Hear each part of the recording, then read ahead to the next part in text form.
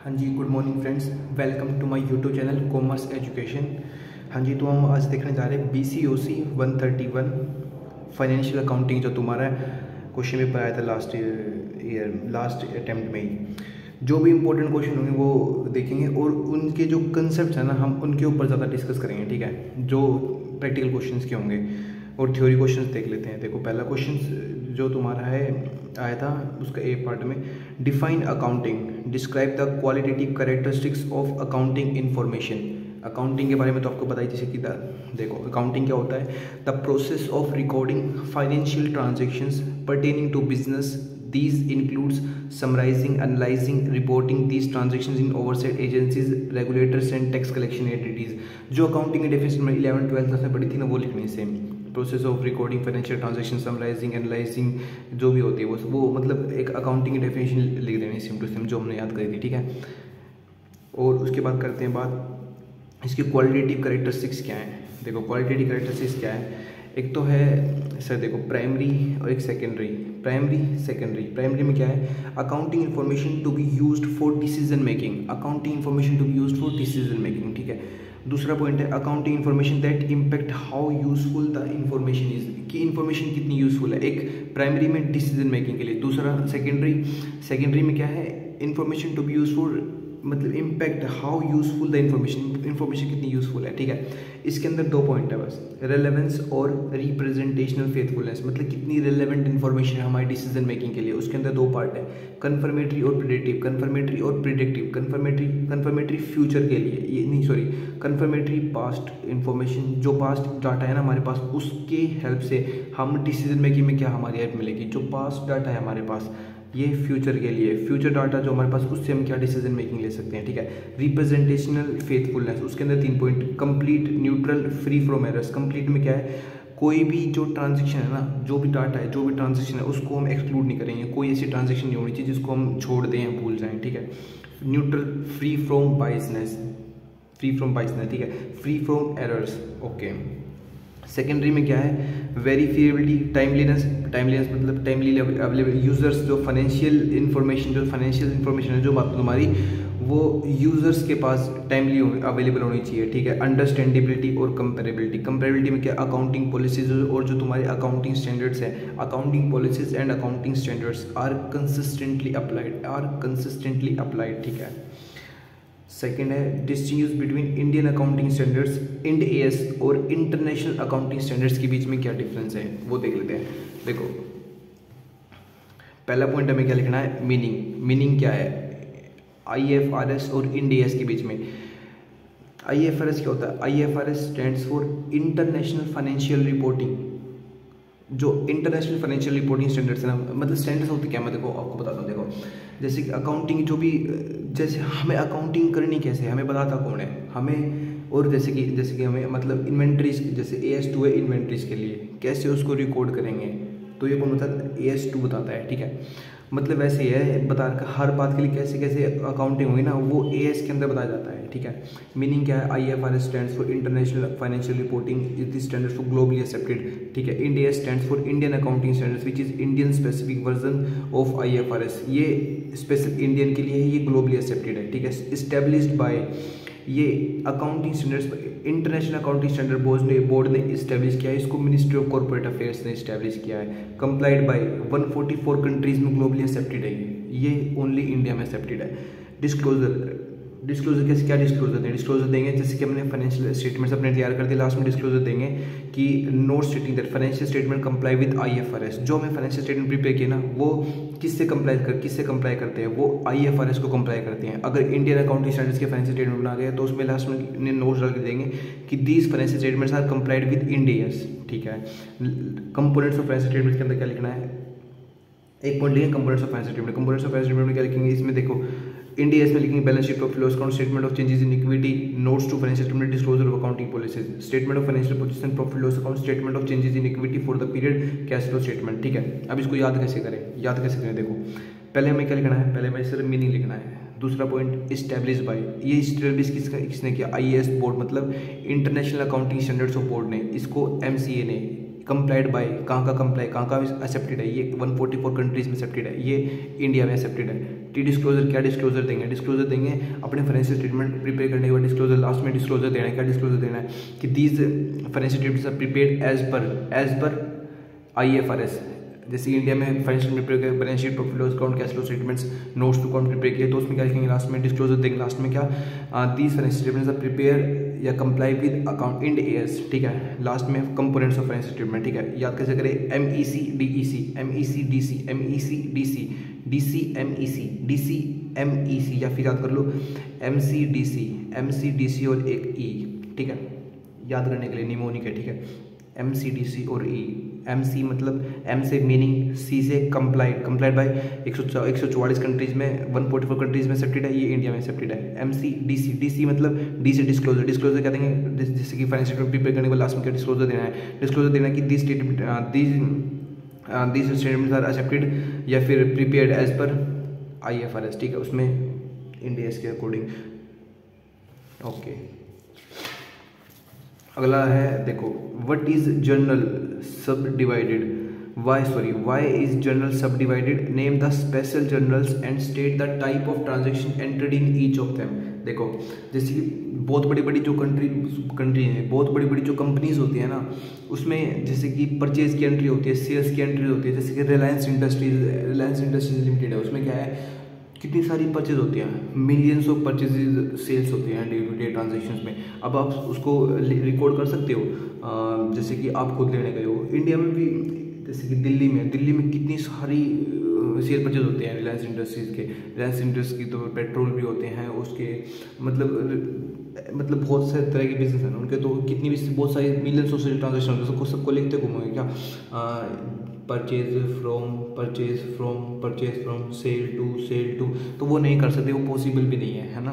तो इसलिए ना उसको सब मतलब जनरल जो जैसे कि परचेज जनरल है उसको सब डिवाइड कर दिया, जैसे कि डिवाइड कर दिया एरिया के अकॉर्डिंग डिवाइड कर दिया। पहले जैसे कि पूरा इंडिया में डिवाइड कर दिया। महाराष्ट्र में ये जनरल एंट्री इसको दे दी, और दिल्ली में इसको दे दी, हरियाणा में इसको दे दी, पंजाब में इसको दे दी, बिहार में इसको दे दी, यूपी में इसको दे दी, राजस्थान में इसको दे दी, ठीक है। जनरल ऐसे डिवाइड कर दी पहले, ठीक है, ताकि जो बड़ी जो कंपनीज है ना, जो हेक्टिक प्रॉब्लम्स वगैरह है ना, वो सॉल्व हो सके, ज़्यादा उसको इशू ना हो उसको मतलब रिकॉर्ड करने में, इसलिए उसको डिवाइड किया जाता है। जनरल को सब डिवाइड इसलिए किया जाता है, ठीक है। नेम ऑफ स्पेशल जनरल की स्पेशल जनरल जैसे कि cash journal, purchase return, sales return, bills receivable, bills payable, ऐसे जनरल्स हैं उनको रिकॉर्ड करते हैं, ठीक है। आगे समझ में? हाँ जी सर, आगे समझ में। फिर बात करते हैं थर्ड क्वेश्चन की। Define depreciation, distinguish it from depletion, amortisation और ऑब्सोलिसेंस, ठीक है। Describe the method of recording depreciation in the books of accounts. Depreciation क्या होता है और डिप्लीशन क्या होता है, अमोर्टाइजेशन क्या होता है, ऑब्सोलिसेंस क्या होता है? देखो, डेप्रिसिएशन क्या होता है, डेप्रिसिएशन, ये तो डेप्रिसिएशन आप डेफिनेशन लिख देना, पर डिफाइन क्या है, डेप्रिसिएशन कैसे डिफाइन करेंगे? एक सेकेंड, पहले तो उसको डिफाइन करते हैं, डेप्रिसिएशन को डिफाइन करते हैं ना, क्या है कि उसके यूज़फुल लाइफ की जितनी उसको यूज़ करते हैं उसकी लाइफ में ना, उसकी जो वैल्यू है ना वो डिमिनिश हो जाती है ना, ओवर इट्स यूज़फुल लाइफ, वो उसको डिफाइन कर देना, ठीक है। उसके बाद देखते हैं डिप्लीशन में, डेप्रिसिएशन में, अमोर्टाइजेशन में। अगर आपके क्वेश्चन में आ गया डिप्लीशन और अमोर्टाइजेशन में डिफरेंस बताओ, तो इनके बीच में डिफरेंस बता देना, इसके बीच में डिफरेंस बताओ, इसके बीच में बता देना, ठीक है। डिप्लीशन क्या होता है? डिप्लीशन होता है नेचुरल रिसोर्सेज के ऊपर, डेप्रिसिएशन होता है टेंजिबल एसेट्स के ऊपर, अमोर्टाइजेशन होता है इंटेंजिबल एसेट्स के ऊपर, ठीक है। जो डेप्रिसिएशन लगता है टेंजिबल एसेट्स के ऊपर, जैसे कि बिल्डिंग के ऊपर, मशीनरी के ऊपर, मशीन एक्सेट्रा। जैसे कि तुम्हारी बिल्डिंग है, जिस घर में तुम रहते हो ना, उसकी मान लो लाइफ 50 साल है, 50 साल बाद तुम्हें दूसरा घर बनाना पड़ेगा, क्योंकि वो टूटना शुरू हो जाएगा, है ना, तो उसकी वैल्यू डेप्रिशिएट हो जाएगी ओवर अ यूजफुल लाइफ, ठीक है, over a period of time, ठीक है। और इंटेंजिबल एसेट्स में क्या आता है? कॉपीराइट्स और पेटेंट्स के ऊपर, ठीक है।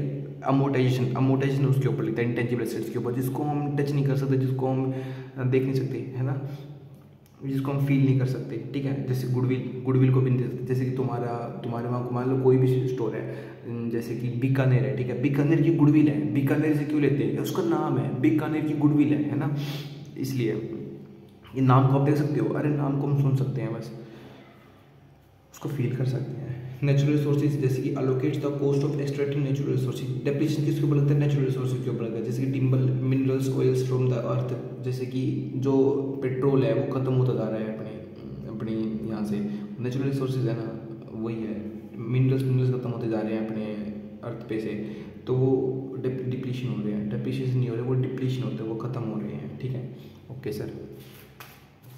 बात करते हैं फिर क्वेश्चन नंबर 4 की। What is mean by balance sheet? Give the format of vertical presentation of financial accounts. ठीक है, बैलेंस शीट क्या होता है? Balance sheet is the financial statements that contains details of company's assets और liabilities at a specific point of time.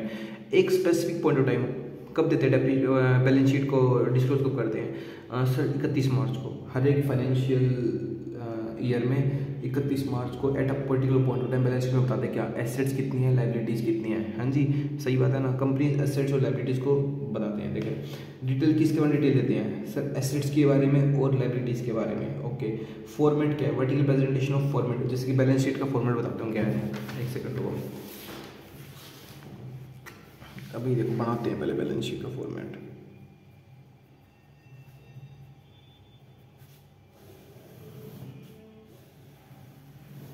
वो भी vertically presentation. पहले लिखो इक्विटी एंड लाइबिलिटी, जल्दी जल्दी करते हैं, टाइम वेस्ट नहीं करेंगे, आपका पेपर है। पहले नंबर पे share holders fund, share holders fund, उसके अंदर पी। फिर शेयर कैपिटल, शेयर कैपिटल में 2 पॉइंट आएंगे, जैसे कि equity, preference, reserves and surplus. Reserves and surplus के अंदर क्या क्या आएंगे? रिजर्व एंड सरप्लस के अंदर आएंगे share capital, profit loss account, share reserve surplus में क्या आएंगे? Security premium, profit loss account, reserves, जो भी रिजर्व है तुम्हारे, कैपिटल रिजर्व, CRR। ठीक है, second non current liability, non current liabilities. ठीक है, नॉन करंट लाइबिलिटीज में क्या लिखोगे? Long term provisions, long term liability जो भी है तुम्हारी। ठीक है, तीसरे नंबर पे करंट लाइबिलिटीज,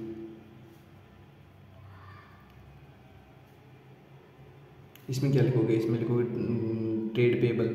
हाँ ठीक है सर, और बिल्स पेबल, जो शॉर्ट टर्म, जो लेस देन 1 ईयर लाइबिलिटी है ना, वो इसमें लिख देंगे, टोटल कर दो। ठीक है, उसके बाद एसेट्स, इसके अंदर पहला property plant, non current assets, पहले नंबर पे नॉन करंट एसेट्स। उसके अंदर क्या? उसके अंदर पहले नंबर पर तुम्हारा property plant and equipment, property plant and equipment. ठीक है, इसके अंदर भी टेंजिबल, इंटेंजिबल।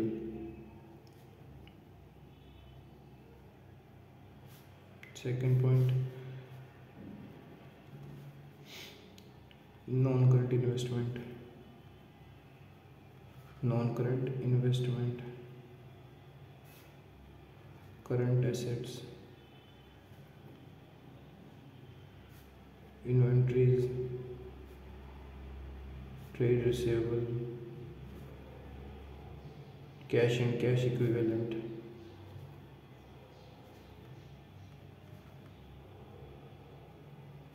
ठीक है, टोटल। अब जो ये टोटल है, ये टोटल मैच हो जाएगा, ये वर्टिकली प्रेजेंट हो गया। ऐसे तुम्हारा इनकम स्टेटमेंट में क्या होता है? रिवेन्यू फ्रॉम, जैसे कि पहले लिखेंगे उसमें revenue from operation, other sales.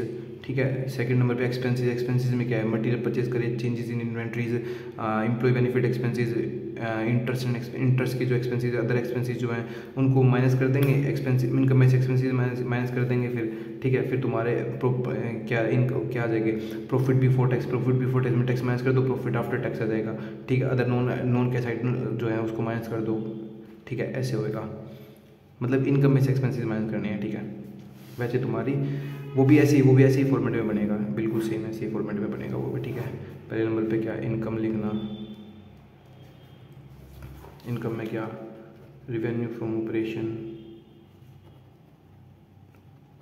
Revenue from operation. Second में अदर इनकम, टोटल। फिर एक्सपेंसेस जो दे रखे हैं, एक्सपेंसेस में कुछ ले देना, raw material purchase, employ benefit expenses, interest expenses, depreciation amortisation, other expenses etcetera, ठीक है, उसमें से माइनस कर देना, फिर तुम्हारा प्रॉफिट बिफोर टैक्स आ जाएगा। प्रॉफिट बिफोर टैक्स, हाँ सही है, उसमें से टैक्स माइनस कर देना, प्रॉफिट आफ्टर टैक्स आ जाएगा। ये भी हो गया हमारा। बी पॉइंट में क्या है, हमें क्या लेना है, कॉस्ट ऑफ गुड्स सोल्ड निकालना है हमें, ठीक है। हमें क्या दे रखा है, हमें ओपनिंग स्टॉक दे रखा है, परचेज दे रखा है, परचेज रिटर्न दे रखा है, क्लोजिंग स्टॉक दे रखा है, डायरेक्ट एक्सपेंसेस, इनडायरेक्ट एक्सपेंसेस दे रखी है, और COGS निकालना है हमें। क्या निकालना है हमें, COGS, है ना। हाँ जी सर, एक सेकेंड देखो कैसे निकलेगा ये, इसका फॉर्मूला बनाते हैं पहले।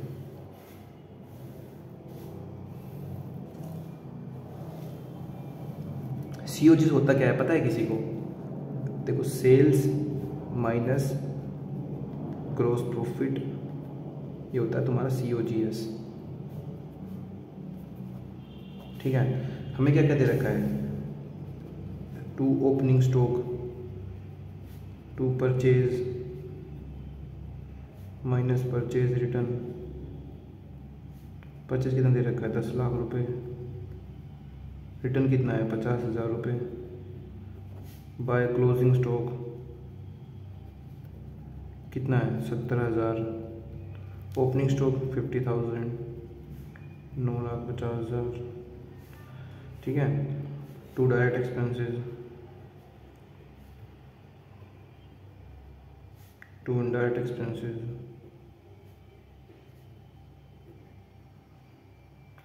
60,000, 1 लाख रुपीज़। अब तुम इसको प्लस करके इससे माइनस कर दो, क्या आएगा हमारा, COGS आ जाएगा, बैलेंसिंग फिगर।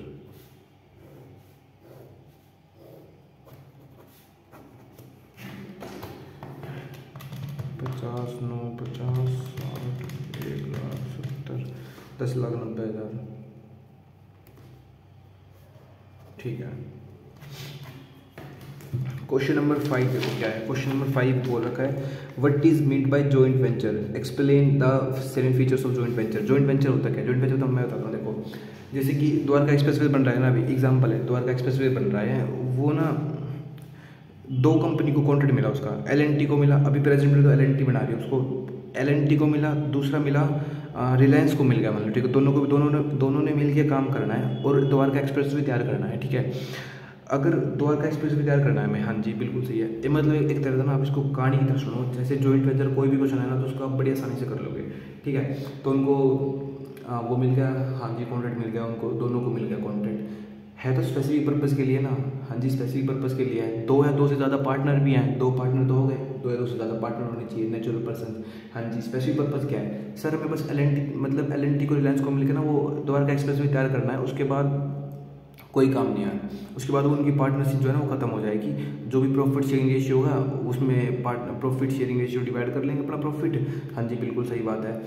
स्पेसिफिक पर्पज़ क्या है, स्पेसिफिक पर्पज़ बस L&T को, मतलब उसको क्या नाम है, L&T को रिलायंस को मिलकर वो रोड का कंस्ट्रक्शन करना है, उसके बाद स्पेसिफिक जो पर्पज़ है वो खत्म हो जाए। जैसे मान लीजिए दिवाली के टाइम है, दिवाली टाइम पे हमें बम बेचने हैं, हमें 2-3 पार्टनर को मिलकर बम सेल करने हैं, और उसके बाद जो भी बम सेल, दिवाली खत्म तो हमारा पर्पज़ खत्म, पार्टनरशिप खत्म, ठीक है। जॉइंट वेंचर वही होता है। देखो जॉइंट वेंचर क्या है, joint venture is for specific purpose, ठीक है।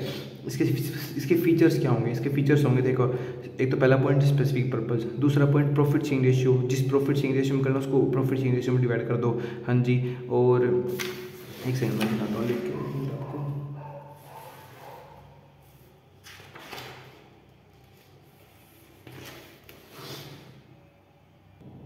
और फिर तुम्हारा स्ट्रक्चर ऑफ वेंचर के ऊपर लिख देना, PSR किस प्रॉफिट शेयरिंग रेशियो में डिवाइड करेंगे, कौन कितना कैपिटल लेके आएगा, कैपिटल ज़्यादा लेके आएगा तो ज़्यादा प्रॉफिट लेगा, बस ये लिखना है, ठीक है। Distribution between joint venture and consignment में जॉइंट वेंचर में क्या डिफरेंस है। जॉइंट वेंचर देखो, जॉइंट वेंचर तो स्पेसिफिक पर्पज़ के लिए है, हाँ जी, पर कंसाइनमेंट स्पेसिफिक, कंसाइनमेंट का मतलब क्या होता है, देखो कंसाइनमेंट होता है, देखो समझाता हूँ, इसमें 2 पार्टीज होती हैं, ठीक है, और इसमें कितनी पार्टीज होती है, इसमें 2 या 2 से ज़्यादा पार्टीज होती है जॉइंट वेंचर में। एक होता है कंसाइनर, एक होता है कंसाइनी, ठीक है। ये ना अपने गुड्स भेजता है इसको, जैसे कि रिलायंस इंडस्ट्रीज ना अपने गुड्स आपको भेजे, ठीक है, कि अपने लोकेशन में ना मेरे गुड्स सेल कर दो, ठीक है, ये गुड्स भेजता है इसको, गुड्स भेजे इसने, यहाँ चले गए 10,000 रुपये के गुड्स भेजे, ठीक है, ये इसकी कॉस्ट है। इसमें प्रॉफिट ऐड कर दिया कि इतने प्रॉफिट पर इसको सेल करने हैं, इसने कस्टमर को सेल किए। मान लो कुछ उधार में बेचा, कुछ मतलब कुछ क्रेडिट में बेचा और कुछ तुम्हारा उसमें बेच दिया, किसमें, कैश में, ठीक है। जो उसने उधार में बेचा वो भी इसी का मतलब ये खुद ही पे करेगा, उसमें बस हम इसको कहते हैं इसको कमीशन पे करेंगे, ठीक है। कंसाइनमेंट का मतलब ये होता है ओवरऑल, ठीक है, ओके। तो जॉइंट वेंचर देखो इसमें 2 पार्टी, इसमें 2 या 2 से ज़्यादा पार्टी, इसमें कमीशन पे करते हैं, इसमें PSR होता है, इसमें प्रॉफिट शेयरिंग रेशियो करते हैं। हाँ जी, ये स्पेशल पर्पस के लिए होता है, नहीं ये स्पेशल पर्पस के लिए होता है, ये special purpose, joint venture special purpose के लिए होता है, ये स्पेशल पर्पस के लिए नहीं होता है, ठीक है, ऐसे डिफरेंस देख लेना।